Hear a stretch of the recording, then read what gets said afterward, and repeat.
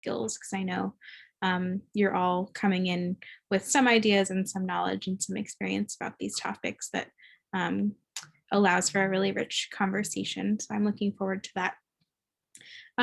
Leslie is going to hit record in a minute, but I just wanted to give everyone a minute to turn off their cameras if that's of interest, if you don't want to be recorded on camera, just whatever you're comfortable with in terms of how you want to show up.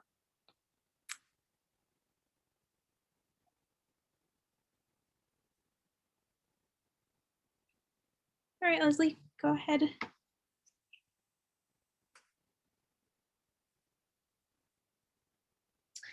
So while Leslie's doing that, I will introduce us. My name's Haley Leyva. I'm the Rape Prevention Education Program Manager at the Orange County Rape Crisis Center. So I coordinate the Start Strong program and do trainings like these for parents and educators and all the people in Orange County who are interested and invested in sexual violence prevention. Leslie, do you want to introduce yourself too? Surely. Yeah, my name is Leslie Massacai, and I am the Teens Climb High program coordinator at the Compass Center, which is the Orange County's domestic violence agency in the area. And so we'll explain a little bit more about our agencies in just a second, but really excited to be here with y'all tonight. Great. Let's do it. So just some objectives for y'all for what we're hoping to get out of this tonight. So you'll have an opportunity to review your community agencies working in teen sexual health and violence prevention. So you'll get a little more information about where Leslie and I work. And yeah, opportunities to ask some questions about what your kids are receiving in the classroom. So exploring social media as both a tool and a challenge. Get and share tips on responsible tech use, and practice having conversations with your student on these topics. Great, so I want to hear who we've got in the quote unquote room, in the virtual room with us tonight. So in the chat, if you want to share your name, your pronouns, the grade levels of your student and or students, and how have you used social media and technology to stay connected during COVID? So I can provide a little example. So my name is Haley, my pronouns are she, her, hers. I do not have a student in the CHCCS school system, and I have used social media or technology during COVID in many ways. One of them is that I've used the Netflix party feature to do like virtual movie nights with friends.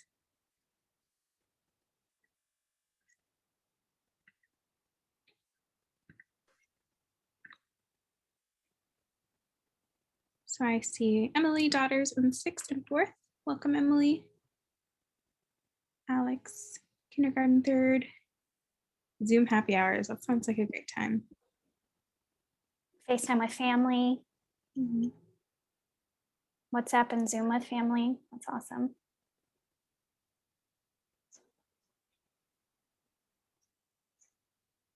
Using Facebook to see how friends and family are doing.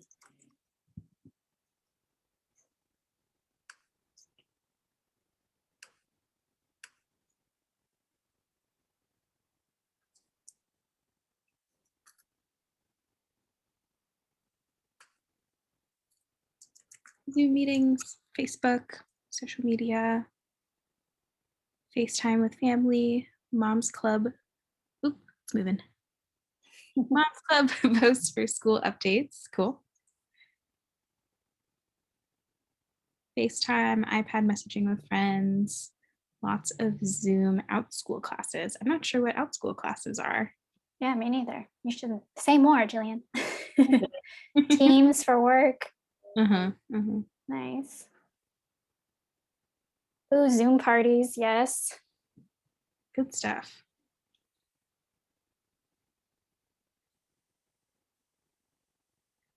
Zoom lunches with friends. Oh, I always love to hear like how we're creatively using it to like, you know, still have lunch hours with folks and have happy hours and things. So that's so great to see.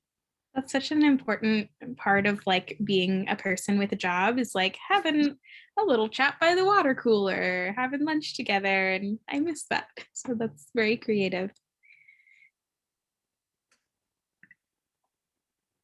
Yeah. So it seems like a lot of y'all, most of us, have some experience with either social media or technology, or both, probably both, especially right now during COVID, as a way to connect and feel like a person in a society and not just a person in a house or an apartment. Um, so yeah, we asked this question just to get thinking and try to build some empathy around why our students might be using social media during the pandemic, not during the pandemic. I think it all comes down to we really like to stay connected, and this is one of the tools that both we and young people use to do that. Great. So now we're going to talk a little bit about where we work and where we're coming from and what we do in the schools. So I am coming from the Orange County Rape Crisis Center. So we've got our information up here, our address, our 24/7 crisis line, and our office hours. So we're located on East Franklin Street. So some of our services under crisis and advocacy services, we have our 24/7 helpline. We also have an online chat button on our website and a text line that survivors and their loved ones can use to get support.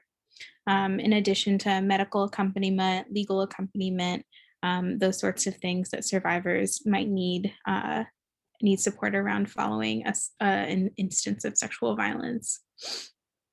Under therapy and wellness, we have free and bilingual therapy, support groups and workshops, case management, etc.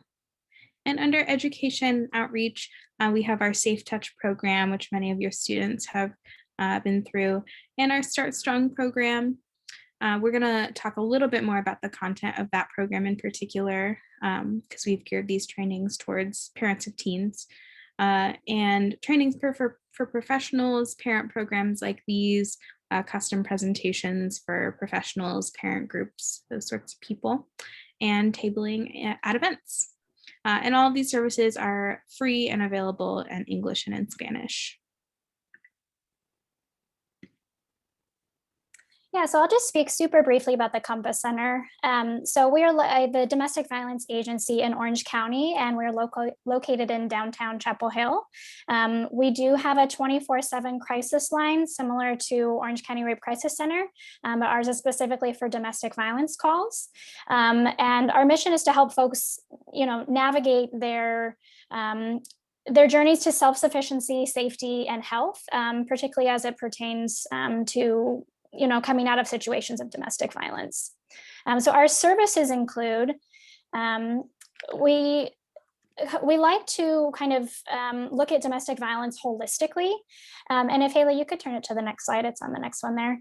And so we have kind of 3 different areas or focus areas of our work. And so under our domestic violence crisis services, we do have that 24/7 crisis line where we offer emotional support, safety planning, advocacy, individual advocacy, things like that.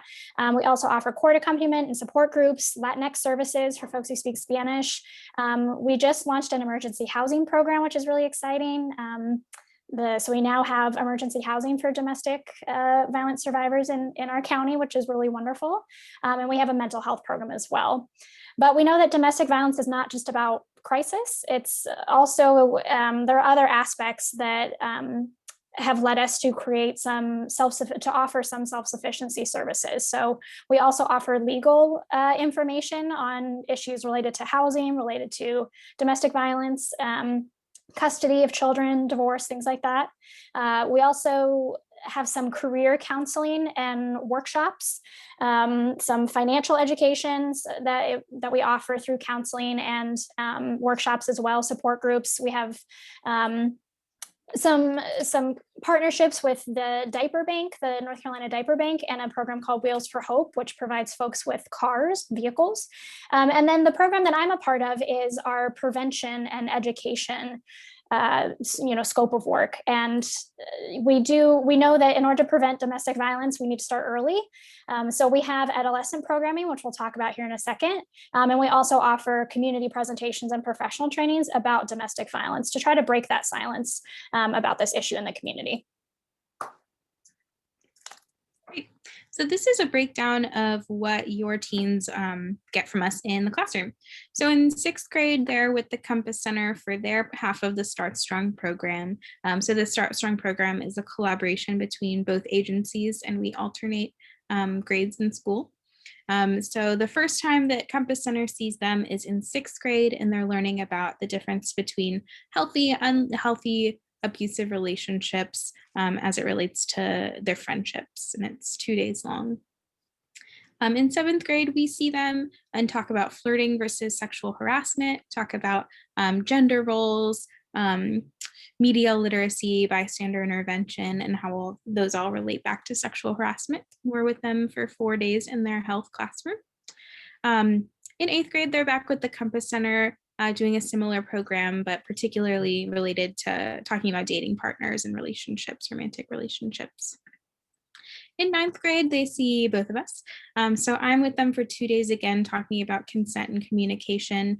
And our colleague, oh nope, it's Leslie, is with your students for 8 to 10 days with the Teens Climb High program, which is a comprehensive sex ed program. So let us know if you have any questions about those programs. You may have already heard from your students about them, reflecting, coming home. But that's kind of the breakdown. So just to get us thinking again about how we're using social media and relating it back to your students, what social media apps are you aware of them using? Feel free to put this in the chat. We also will be encouraging folks to come off mute and share share verbally as well here in the next question. But I see those apps rolling in here: YouTube, Discord, TikTok, Instagram. Nice. I very recently become aware of Discord. I was invited to a Discord party. Oh, nice. Yeah. It's wildly popular amongst the youth. Google Meet for school. Yep. YouTube, more Discord, Pinterest. Gamers love Discord. Mm-hmm. I've not yet delved into the world of TikTok. It seems like it would take over my life.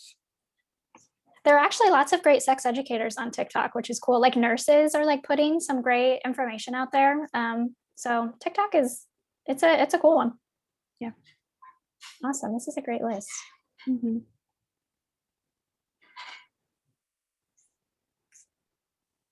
Yeah, this is pretty similar to my read. Is a lot of Instagram, a lot of Discord, a lot of TikTok, and then the things that folks have been using for school: Google Meet, Google Classroom. Yeah, music app, Spotify.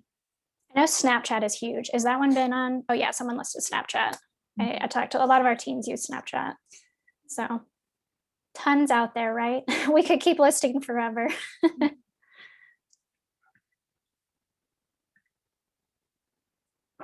So what we'd love to hear from you is, what do students get from social media? Like, why are they on it in the first place? And feel free to write in the chat, or if it's easier and you want to come off mute, we'd love to hear your voices in the space too. So what are you seeing? How are you seeing students engaging in social media? What are they getting from it? What are some of those benefits?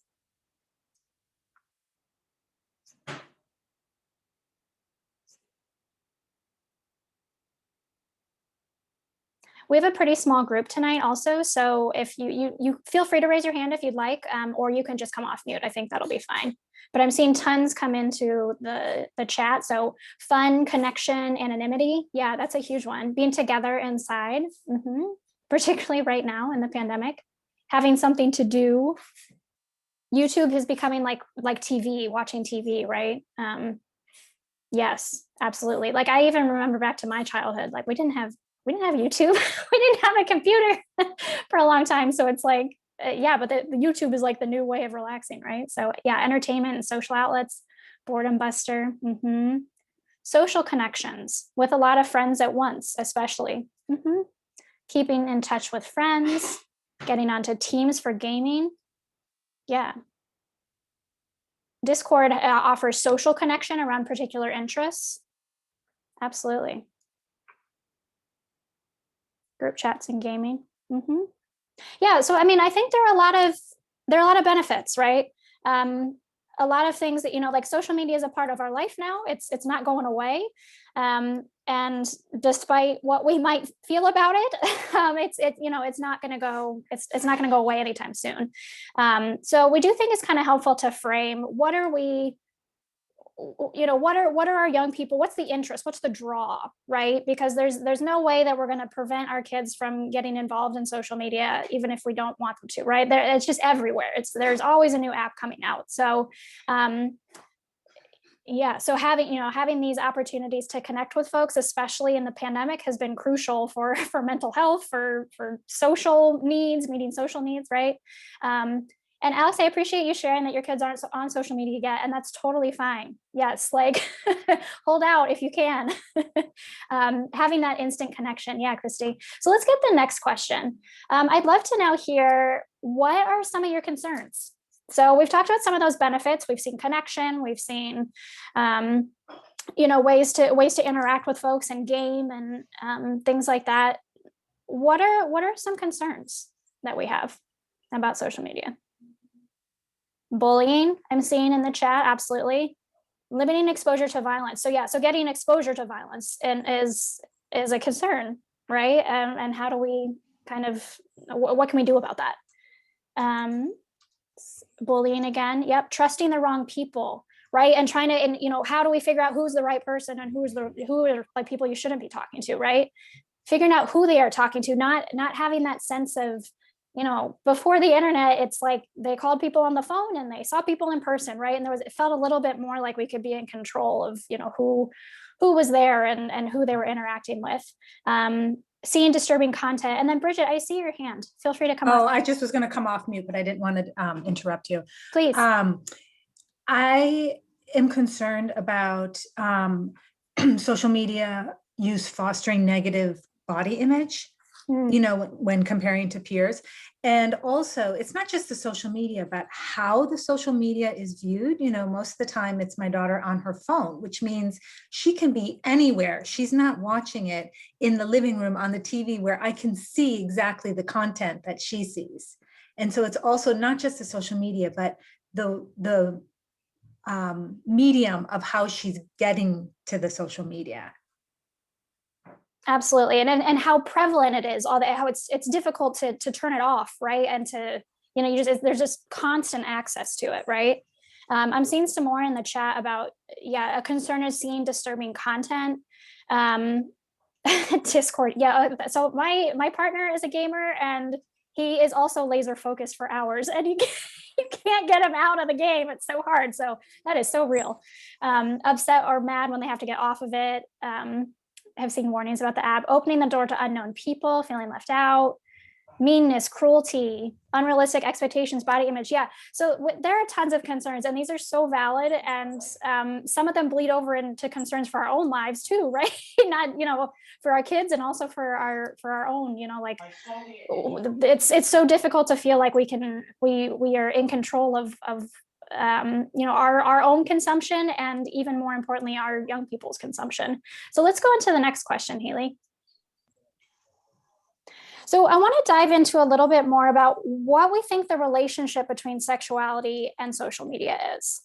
Where do we see that overlap? I actually already see in the chat, seeing material that is sexually inappropriate for one's age. Yeah, so that could be an overlap. What other ways do we see sexuality showing up? So sexuality, when I'm speaking about sexuality, it doesn't mean just sex. It could be dating. It could be body image and how we view ourselves. It could be how we relate to other people. So what are our thoughts about how this relates? I see so material that is sexually inappropriate for one's age, and then group solidarity for folks who are transgender. Yeah, so being able to find connection to others and an ease of connecting with folks that wasn't previously there, right? It can be difficult to find others like you sometimes. I see early sexualization of girls. Yeah, that we see that in our media in general, right? I see Alex's hand is up.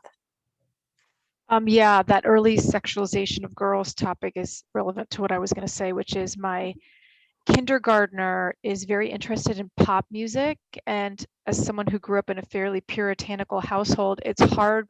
She wants to watch the dance moves and then emulate them, and it kind of like makes my heart go in my throat when she like does the little hip swivel. It's yeah.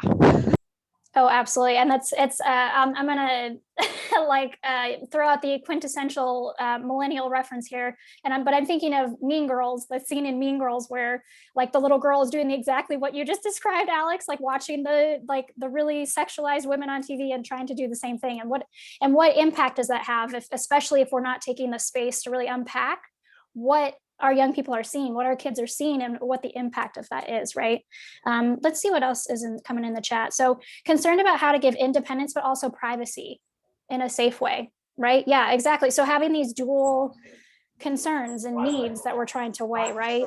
Both independence, wanting them to feel empowered to find connection and all these things, but also privacy and wanting to keep our kids safe, right? Over sexualization in the chat also. Yeah. Any other thoughts about this one?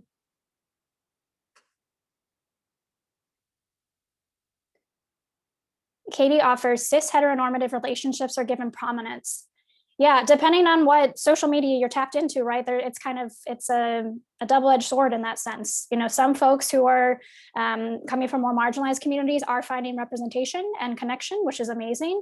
And also a lot of if we're just talking media in general, especially, with the cis heteronormativity. So for folks who aren't familiar with those words, heteronormative meaning that prominence is given to heterosexual relationships only. So between a man and a woman, a guy and a girl. And cis is short for cisgender, meaning that their gender matches their biological sex. So yeah, those are given prominence and considered the norm, basically. And we definitely see that in the media and then proliferated on social media, right? So we've got one more question for you. So what are some ways that you all can and have perhaps already been supporting healthy and safe social media use for your youth, for your kids, for your young people, for the teens in your life? What are some things that you're already doing that we can support healthy use? Just kind of, we'll give you some tips too. You're probably like, why are we even here if we're just going to tell you, right? But we have some tips for you and also want to hear what others are already doing, because I think it's so valuable to see to be able to share, like skill share on this, that you all are already doing a lot of what we're already going to be talking about. So leading by example is the first response that I've seen. So exactly, and how tricky that can be, right? To put the phone away or to not immediately want to be on the phone always or check those messages or so yeah, leading by example I think is a huge one. What are some others?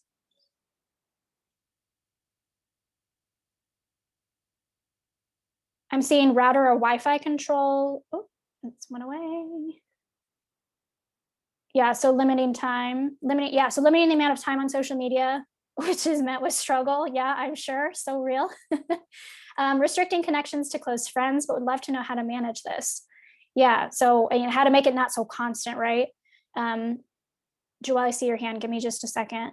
Talk with them frequently about what they experience online, not having the phone in the bedroom when the kids go to bed. Yeah, Joelle, what would you like to offer? Hey, Leslie.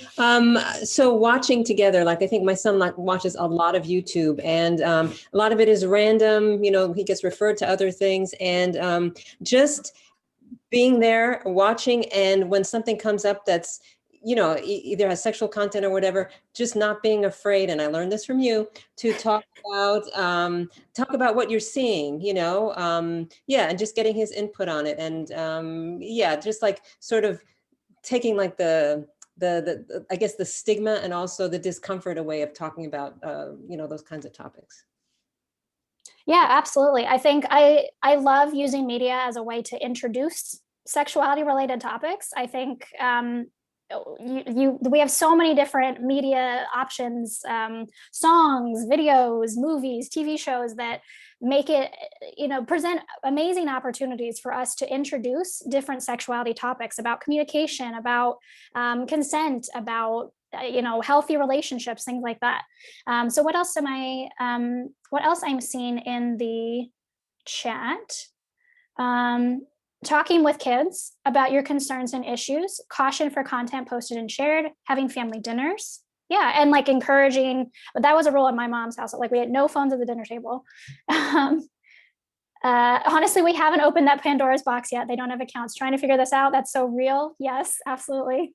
Having good sex ed, like the program Our Whole Lives. I also teach Our Whole Lives and I love it. So yes, absolutely. And generally just open communication so that we are talking about things. Yeah. +1 for All Whole Lives. Yes, I got all my owl parents on here. That's awesome. Wonderful. Yeah. So Haley, if you wouldn't mind going to the next slide, I just want to kind of, before we dive into some more specific tips and resources that I'll be sharing next, I just want to remind us that the reason that we're going, the reason that, well, one reason that young people are engaging with social media is to find connection, whether that be romantic or sexual, like if on this slide or on the following slide, just to connect with friends, right? And so there are a lot of benefits, but they're also, so it's not like the big, bad, horrible social media, but I think there are a lot of, the concerns that you have shared are valid, and there are tools and tricks that as parents and as educators we can use with young people to make sure they're navigating this in ways that feel safe and healthy. So we're going to dive into some of these. So we've got some tips for you. Haley, you can go ahead and put all of them up on the slide. So the first thing we want to talk about is how can you communicate your values and expectations? And I think this is an incredibly important way to start this conversation, is to really first think about what is my value, as a parent, as a person, and what are my family's values and perhaps my community's values as well. And so based on that, what expectations do I want to set and offer to my kids when we have these conversations?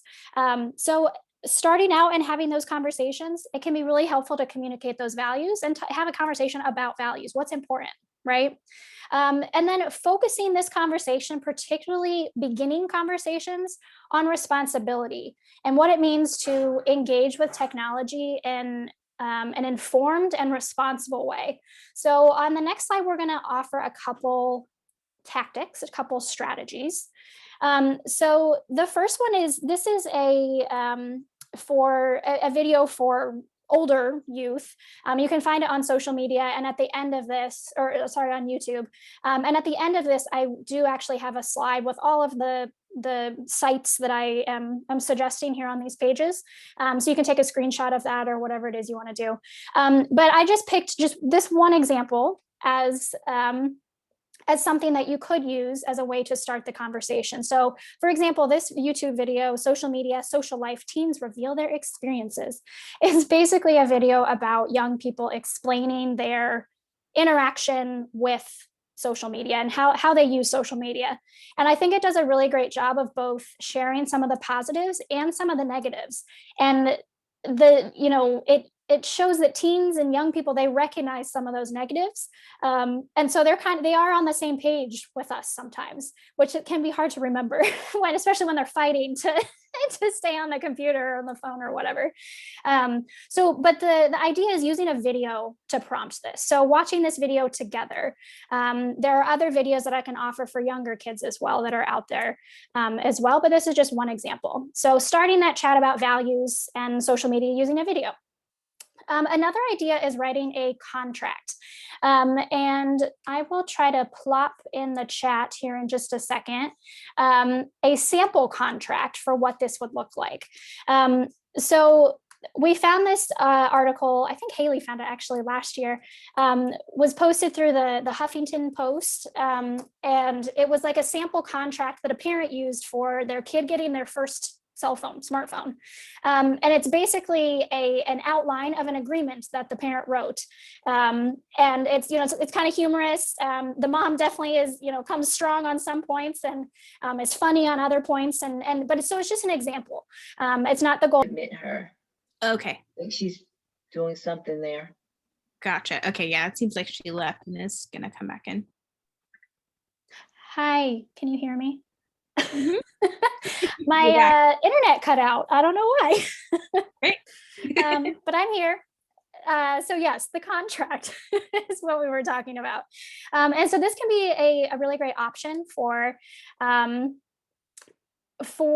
introducing a new cell phone, or trying to if your kids are getting to an age where social media and having a phone is is coming up, then this is a great way to start that conversation and actually sign a contract with your young person. So that's the first kind of suggestion that we will give you. And feel free, as I'm talking through some of these, if you have other strategies that you have used relating to how you communicate your values, your expectations, things, conversation starters that have worked, the way that you introduce cell phones into your household and how that worked, please put it in the chat, because I know that we can all benefit from that. So I would love to have that chat be a resource sharing space. So put questions, put comments, anything in the chat while I'm going through some of these. So the next thing that I wanted to chat about was how to promote safety. I think this is a concern that is top on our mind when we're talking about young people engaging with social media. And so reviewing with our young people how everything that we put online is public and permanent. It is a record. And so really stressing the importance of not providing personal information online and what that means. What exactly is personal information? Are we talking, is it okay to put my name out there? Is it okay to put my address out there? Like, what are those things? And really having that conversation with your young person.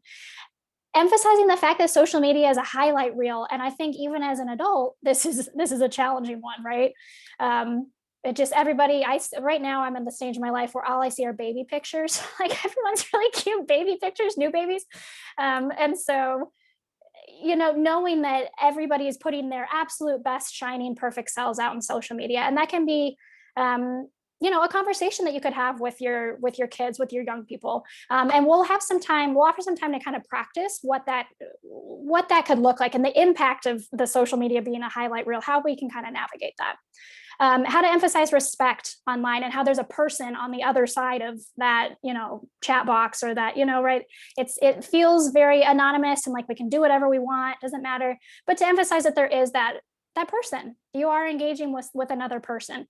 And then encouraging talking, your young person coming to talk to you if they come into, if and when they come into uncomfortable tech situations, right? You want to make sure that they feel like they trust you and will come to you if they see something. So we've got a couple options for tips, strategies, resources to talk about this one on the next slide.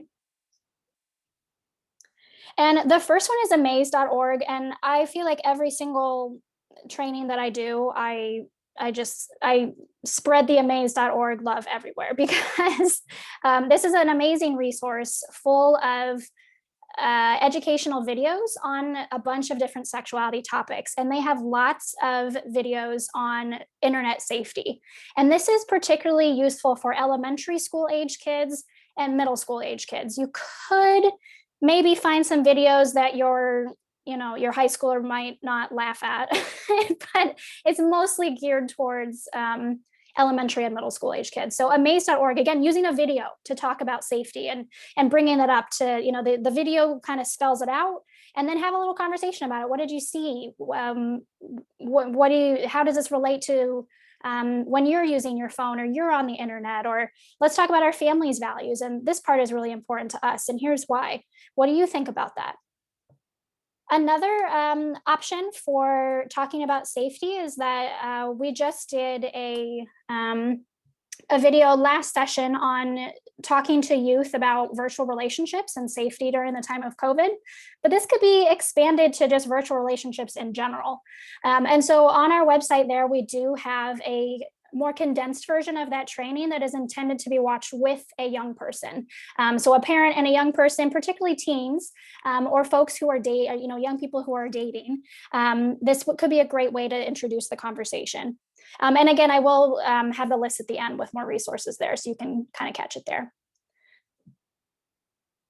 So the next one, how can you set boundaries? So part of it is deciding when is the right time for a young person to have their own device. And this is tricky, and I don't have an answer for you. This is something that you have to kind of discuss with your family and what's important to you and what is the technology going to be used for? And you have to kind of make that decision on your own. But setting those screen time limits, I think, is key.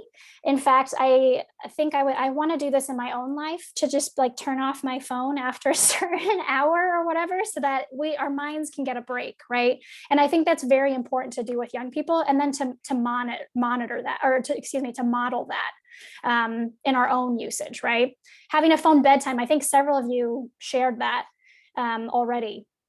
And then setting safety filters on browsers. And there are a couple websites that we're going to share as well that discuss, give parents kind of an overview of some of the sites and apps that kids are using, to get just a little bit more information on if safety filters are available. We do want to kind of discourage the attitude of trying to block and keep them away from everything. I think we can put on as many safety filters as are physically possible in the world, and there still is going to be a way that a young person could interact with that content somewhere else. So I think having the safety filters is the first step, and the second step is having the conversation about what does happen when they see something. So a couple suggestions for this one, and I just want to check our time here too. Oh, I gotta fly. Is cyberwise.org has this great checklist of figuring out if your child is ready to have a cell phone. And so here's just a couple kind of questions to consider for that. And this will be in the resource sheet at the end. I see Julie's question in the chat, and I have no idea what BARC is. So other folks who know what that is and have suggestions for it, please let us know. And Haley, we can move to the next one. I hope someone can help you in the chat, Julie. If not, maybe I can do some research after. So this is what I'm talking about with safety filters, that you can actually, on commonsensemedia.org, it's a great website that you can visit to look at. There's a section called Parents Need to Know, and you can see by age. This is related to, technology concerns by age, by topic. And then it has the parents' ultimate guides too. And then it has like a ton of different apps. So again, I say use safety filters with the caveat of also have the conversation, right? And don't just ban your child from using it forever, when there is a great chance, and research shows that this is true, that they will get exposed other ways. So we have to make sure that they're prepared if that does happen. And the last one, modeling good behavior. And that one's tricky, right? But turning off the phone for family time, not checking our phone when we're driving, engaging in respectful conversations on social media on our own, on ourselves. I think these are all important pieces to keep in mind as well. So I'll pass it back over to Haley. Great, thanks. Yeah, so just to start to think about how we might apply some of these wonderful tips that Leslie shared with us, we're gonna walk through a few role plays. These are some common kind of scenarios that came up for us based on what we hear in the classroom and what we hear parents bringing up as concerns. And we want to hear what your instincts are as it relates to these topics, and how you might start to apply what we've talked about. So scenario one, and again, feel free to use the chat feature or unmute and kind of talk us through your thought process. So scenario one is your teen leaves their laptop open on their bed, and you notice that they and their friends have been leaving mean comments on someone's post, making fun of their appearance. So what might your instinct be when you see your kid engaging in some bullying behaviors online? I know this was a concern that came up earlier.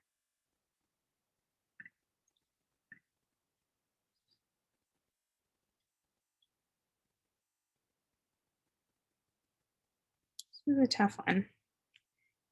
None of us want to believe or think that that our kids could do these things, but somebody's kid does. Take a moment to review your values together. Yeah.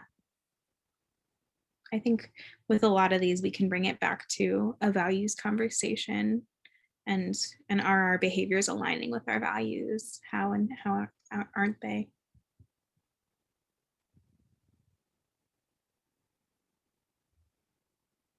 I mean, I think even before kids get to social media, we have to have conversations with them about any comments they make like that, right? So my kindergartner is still learning what's socially appropriate to say and what isn't. And when she says something that's not socially appropriate, you know, like calling somebody big if they're heavy, then I'm like, you can't, you know, that's not nice to do. You can't do that. Yeah. So it's hard to call those things out, and especially once, I mean, I don't know, I don't have teenagers yet, but I can only imagine it's going to get more difficult. Yeah. Yeah. I love that idea of having these kinds of conversations and talking about um, how we're going to engage online before we kind of get to this point of bullying starting to happen. Um, so Leslie mentioned a contract earlier. Maybe you write something into a contract about this is the sorts of things we say online, and these are the sorts of things we don't. Um, and I know a lot of times part of this scenario is that there are multiple friends doing it, and maybe your student is not the one leading it, but they're involved and kind of going with it. And I think that can come up a lot. So it's a conversation about uh yeah, just because your friends are doing this nasty thing doesn't mean you need to go along with it, and talking about how to be um a helpful kind of bystander in that situation too. I see a lot of great stuff in the chat. Um, I would ask them how that would make them feel and if they've heard it about themselves. Yeah. So instilling kind of a sense of empathy for, again, that person on the other side of the screen. Ask them to explain what happened and why. Yeah. I think being curious about what you're seeing and not jumping to conclusions about what your young person is doing, and giving kind of the benefit of the doubt, and seeing where that goes first can be helpful as a first step. Ask her if she would have said that to the person's face. Exactly. Talking about that anonymity element. We would probably try to reach out to that person and their parents and have our kid apologize. And kid would lose the phone for a while and have multiple conversations about it. Yeah. So setting up the expectation that if you're going to use social media this way, there are going to be some consequences. Among other things, should apologize and be accountable. Yeah. Golden rule, right? It's simple stuff. Work to convey empathy. Again, thanks. I would ask them to read comments out loud to me and ask if they were upset. We saw the comments and why. Mm-hmm. The mean parent in me would probably also take the opportunity to post something from their account and teach them something about securing their accounts. I've seen stories about accounts being taken over by quote unquote friends and then used to bully and hurt others. Hard lesson would be learned there. Yeah, I think as always, it comes down to kind of your style and your family's values. And there's not one way to address this, but so many ways. Rights come with responsibilities. Yeah, it's a great framing. Yeah, and again, like establishing those expectations about what's going to happen if you do use this in a hurtful way. Those are really great ideas. So scenario 2, you walk past your teen's room and they see you scrolling, and you see them scrolling their phone looking upset. When you ask why, they say they're never going to be as pretty as people on Instagram and want to lose weight. So I know someone brought up earlier concerns about body image and kind of expectations we see online. What are your instincts here?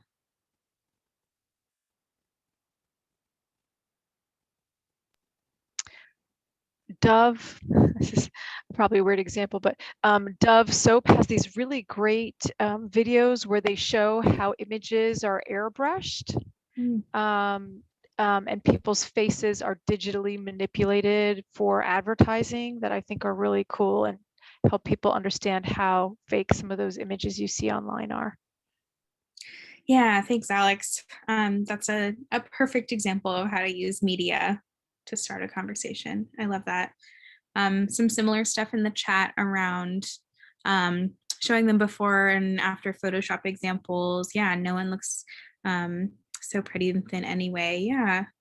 I've seen on Instagram some content that shows like side by side kind of photos of before and after editing, and just hitting home that idea that that Instagram and all social media are people showing us what they want us to see, and not always the reality. Show them Walmart photos to example real humans. Any other thoughts for this one?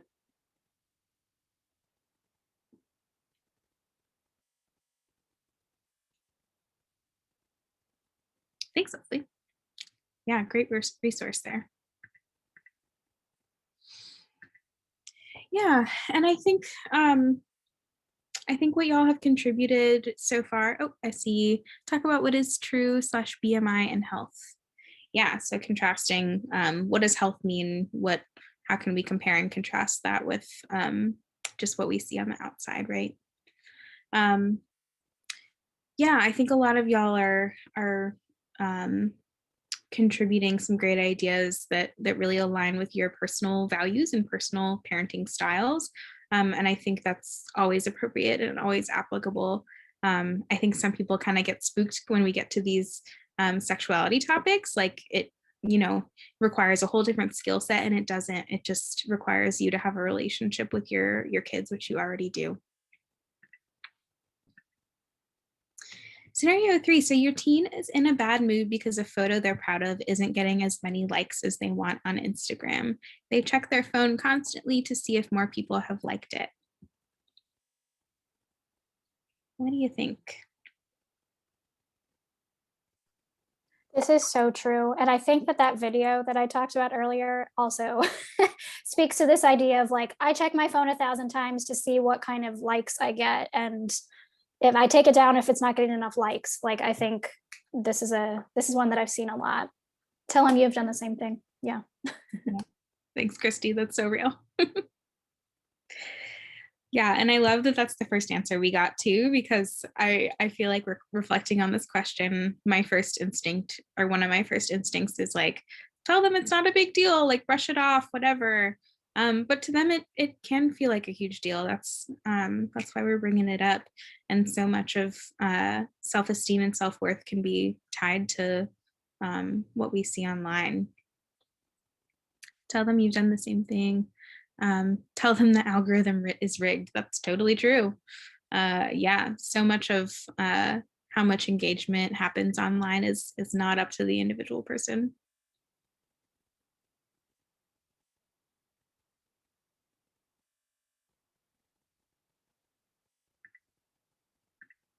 Any other instincts for this one?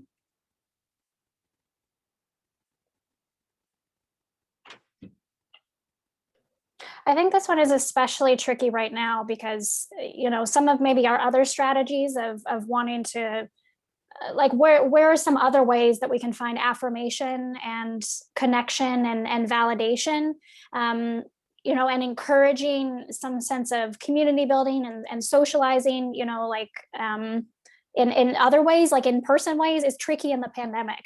But I do know that, finding ways to chat about self-esteem and finding ways for validation and things like that is key for this one. Mm-hmm. Yeah, thanks. This is definitely a tough one, and probably one that we didn't really get a model for from our parents. So it's new stuff. Ask them what they like about the post and try to shift their focus away from getting validation. Yeah, I like that. So talking about what makes them proud of it, and does it really matter if other people agree? All right, is this our last one for? I think so. So your teen is struggling to make friends at school and tends to use social media to find connection. You find out that they've been flirting with someone they met on Twitter and plan to meet up in person. So for a lot of us, I'm sure this feels like, oh my God, this is the nightmare scenario. So how do we deal with the nightmare scenario?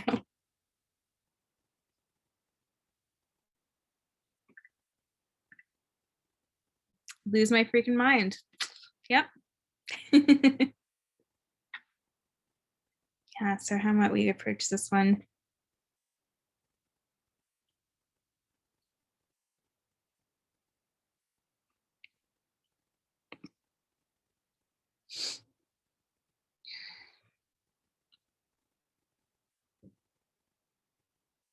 You can think through some of what Leslie shared with us about what's an example of media you could use to start a conversation about online safety.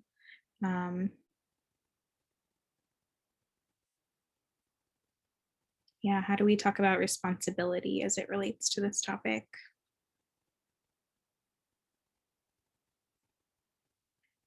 Found a message in an app for my 15-year-old and she had to delete the app, and I have to give permission for her to download any apps. So this maybe feels like a place to use some of those filters and those blocks. Talk through the dangers of meeting up with a stranger you meet online, then remove Twitter from her phone. Make sure this is in your contract, so when situation comes up, you can put that plan in message or in motion. Yeah, so thinking through this one preventatively and before you kind of get to this point and have some expectations around it. I want to add to this one too, Haley, that I think maybe this one feels scary perhaps too, as for depending on what age your kid is, right? Your young person. And I mean, think about if they're a 17 or 18-year-old and they're starting to get on dating apps and wanting to date and through adolescence is a time when dating is, wanting to find connection and having this surge of hormones. Like these are natural feelings that they are having as young people, wanting to find connection with others and start dating and figuring out what it means to be, a girlfriend or a partner and what that looks like to them. And so I think this is really, it feels super scary. And I think there are ways to, there are ways to have this conversation, right? And to maybe, like something that's coming to mind for me is like, well, some of you have already said some of what's coming to mind with the contract and having these conversations about what it means to date safely virtually. You could even think about that video that I posted or that I shared earlier about dating virtually and what that, what that could look like. We've included some stuff on, I think, did we include dating apps on that one, Haley? I can't remember. Yeah, I don't remember, but and then so maybe what could this look like where do you have the capability, if your teen is older, do you have the capability to go with them, like you don't have to be on the date with them, but like I feel a lot more comfortable if like we all could go to like a park and or I could meet this person first or whatever it would look like. So I think there are some ways to navigate some of that, especially when they are older. But I know some other stuff is coming in in the chat. Yeah, I see. 20 years ago, I dated online and met strangers. So what's the line that's safe? Yeah, I think that's for you to reflect on yourself. What's safe at what age groups and what safety precautions need to be talked about first for it to be safe, exactly like Leslie was saying. If they're older, I would talk about safety concerns, meet in a public space, let people know where they're going, take a pic of the person they're meeting and send it to others, etc. Yeah, those are really, really great suggestions, Katie. Or Carol also offers about a little further above about instead of seeing each other in person, maybe doing a visual virtual meet and greet, doing like a Zoom first, or a FaceTime or something first. Yeah, I think that's great. And doing the introduce the parent, like to assuage some of those fears as well. Yeah. The freak out came from me having a 13. Yes, right. It does help to contextualize, right? Wait a minute, I'm not ready for my child to be dating yet. But yeah. And these situations where it feels like super, super scary and like such a safety risk, I think I want to challenge you all to kind of before approaching your child, reflect on what's coming up for you in that experience. So asking yourself a similar question to what we asked you earlier in the training about like, what might my child be gaining from this, and what need is being met by this interaction or this connection, and going from there and starting with a lot of curiosity and approaching it that way. when we have this initial instinct to clam up and put blocks and things like that. And those things might still be necessary. Maybe it is an unsafe situation. But I think our initial approach when we're approaching the conversation matters a lot. My young man is suffering from the difficulty of initiating dating during COVID. He's 15 and has not yet had a first date and how to. Ooh, Carol, that's a tough one. I think many of us are struggling with that. That's really real. Yeah. So And maybe use the video again that I mentioned about dating during this time and what it can look like and how we all have to be creative. It's not just young people, it's any age people, right? I do want to acknowledge that we only have about a minute until 7. Oh goodness, I didn't even notice that. So we're gonna zip through these resources. These are a couple of books that Leslie, I think, alluded to a little bit earlier about children and the digital world. These are those links. So before we go, feel free to take a screenshot of any of that. We can send over email some of these links too. Yeah, we will be sending the recording of this as well as the slides so folks can get this after the fact. Mm-hmm. And then I think our last slide is just our next sessions. Mm-hmm. Go for it, Haley. Yeah, so the next topics are next month, we're talking about media literacy, pornography, and gender roles. And the month after that, we're talking about LGBTQI+ identities and homophobic, transphobic bullying. And before we let you go, we do have a little feedback form for you to fill out. So I'm going to stop sharing my screen and grab that link. But feel free to use this time to ask any questions you've got too. And as y'all are working on the feedback form, I just want to say thank you everyone for joining, and we do hope that you join us next time we do this next month. We'd love your feedback to hear, how it went, if anything was missing, what things worked, what things didn't. We are here for you, and we would love to hear what else we can do for you. So Haley has put that form in the link for the form in the chat. So if you wouldn't mind before moving on with the rest of your evening, filling that out for us, that would be wonderful. So thank you so much, everyone, and we will hopefully see you next time. Thanks a ton. I'm putting the link one more time, just so it doesn't get buried. Bye-bye, thank you. Bye-bye, Joelle. Thank you. Ladies, would you stay on for just a moment? Sure. Thanks.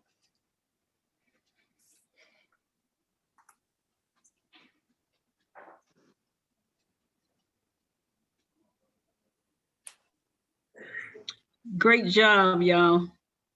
Oh, hi, Miss Janet. I didn't know you were here. I snuck in.